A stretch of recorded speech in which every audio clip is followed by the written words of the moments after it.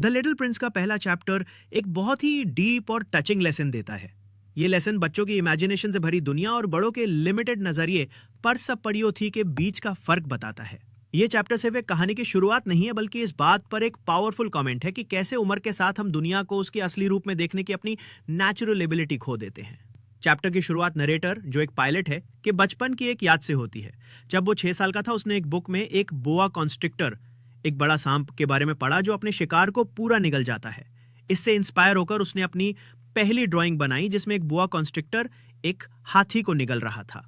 जब उसने गर्व से अपनी ये ड्राइंग बड़ों को दिखाई तो सबने इसे एक हठ समझाए। जब उसने समझाने की कोशिश की तो उन्होंने उसे ड्राइंग जैसी फालतू चीज़ों को छोड़कर ज्योग्राफी, हिस्ट्री, मैथ्स और ग्रामर जैसे इंपॉर्टेंट सब्जेक्ट्स पर फोकस करने की सलाह दी।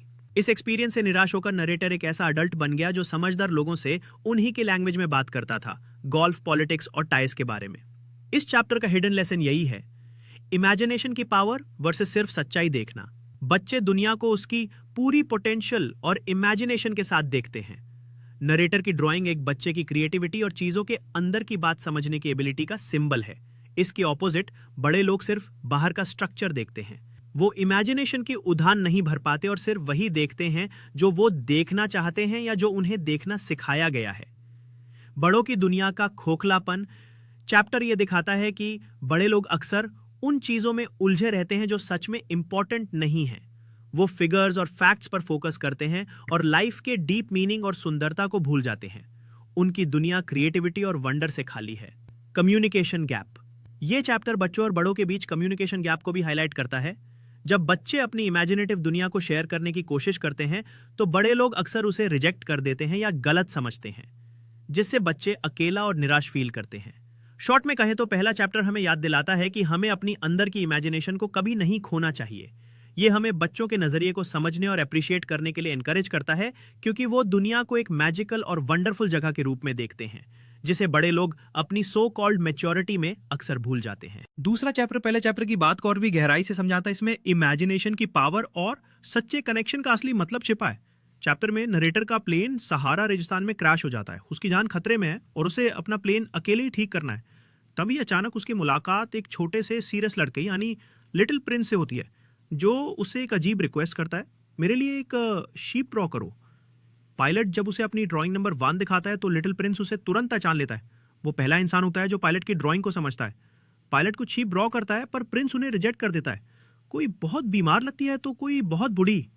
आखिर में पायलट फ्रस्ट्रेट होकर एक सिंपल सा बॉक्स ड्रॉ करता है और कहता है, जो शीप तुम्हें चाहिए वो इसके अंदर है। इस पर लिटिल प्रिंस का चेहरा खुशी से खिल उठता है। वो कहता है, हाँ, मुझे बिल्कुल ऐसी ही शीप चाहिए थी। वो उस बांड बॉक्स के अंदर अपनी परफेक्ट शीप को देख सकता था। इस चैप्टर के हिडन लेसन ये है, असली चीजें आंखों से नहीं दिखती। ये इस किताब का सबसे बड़ा लेसन है और इसकी शुरुआत यहीं से होती है। बड़े लोग सिर्फ वही देखते हैं जो सामने है, जैसे पहले चैप्टर में हैट। लेकिन लिटिल प्रिंस दिल और इमेजिनेशन से देखता है। उसके लिए वो बांड बॉक्स एक परफेक्ट शीप का घर है, क्योंकि उसकी कल्पना उस कमी को पूरा कर देती है। सच्चा कनेक्शन लॉजिक से नहीं, दिल से होता है। पायलट एक बहुत ही सीरियस ग्रोन अप प्रॉब्लम में फंसा हुआ है। लिटिल प्रिंस का आना और शीप मांगना बिल्कुल इलॉजिकल है, लेकिन जब प्रिंस उसकी ड्राइंग को समझ आता है तो उनके बीच एक इंस्टेंट और सच्चा कनेक्शन बन जाता है। ये कनेक्शन बड़ों वाली बातों से नहीं, बल्कि इमेजिनेशन और एक दूसरे को समझने से बनता है। अपने अंदर के बच्चे को जिंदा रखना, लिटिल प्रिंस की सिंपल सी रिक्वेस्ट पायलट को मजबूर कर देती है कि वो अपनी बड़ों वाली टेंशन और फ्रस्ट्रेशन को भूलकर वापस अपने बचपन की तरह सोचे। बॉक्स को ड्रॉ करना पायलट के लिए एक ब्रेक थ्रू था। उसने प्रॉब्लम को लिटरली सॉल्व नहीं किया, बल्कि इमेजिनेशन से किया, बिल्कुल वैसे ही जैसे एक बच्चा करता है।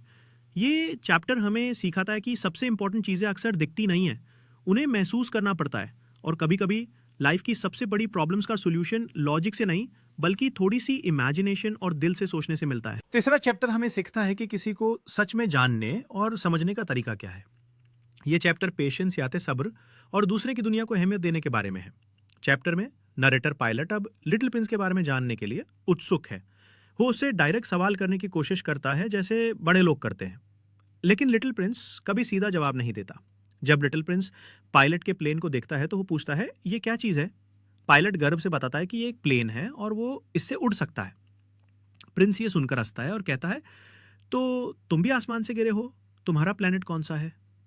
इसी पल पायलट को एहसास होता है कि लिटिल प्रिंस किसी और ग्रह प्लेनेट से आया है। लेकिन इससे पहले कि वो और कुछ पूछ पाता, प्रिंस अपनी ड्रॉ की हुई शीप को देखने में खो जाता है। वो इस बात से खुश है कि उसकी शीप के पास रहने के लिए एक बॉक्स घर है। इस चैप्टर के हिडन लेसन्स ये हैं, जानकारी जबरदस्ती नहीं मिलती। ये चैप्टर का सबसे बड़ा सबक है। पायलट एक टिपिकल ग्रोन अप की तरह डायरेक्ट सवाल करके फैक्ट्स निकालवाना चाहता है, लेकिन प्रिंस के साथ ये काम नहीं करता। हमें ये सिखाया जाता है कि किसी को सच में समझने के लिए उन पर सवालों की बौछार नहीं करनी चाहिए, बल्कि पेशेंस के साथ उनकी बातों को सुनना चाहिए। सच्चाई अपने आप धीरे धीरे सामने आती है। छोटी चीजों की बड़ी अहमियत। प्रिंस का अपने छोटे से प्लेनेट से आना और एक छोटी सी शीप के लिए चिंता करना हमें छोटी चीजों की वैल्यू बताता है।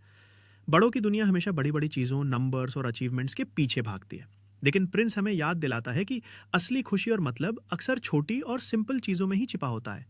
जैसे एक ऐसी शीप जिसे आप इमेजिन कर सके और उसके लिए एक घर। इंसान की पहचान उसकी बातों से नहीं, परवाह से होती है। हम लिटिल प्रिंस के बारे में उसके जवाबों से ज्यादा उसकी चिंताओं से जानते हैं।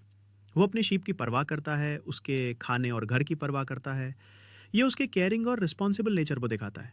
लेसन ये है कि एक इंसान की असली पहचान इससे नहीं होती कि वो क्या कहता है, बल्कि इससे होती है कि वो किन चीज़ों के दिल से परवाह करता है।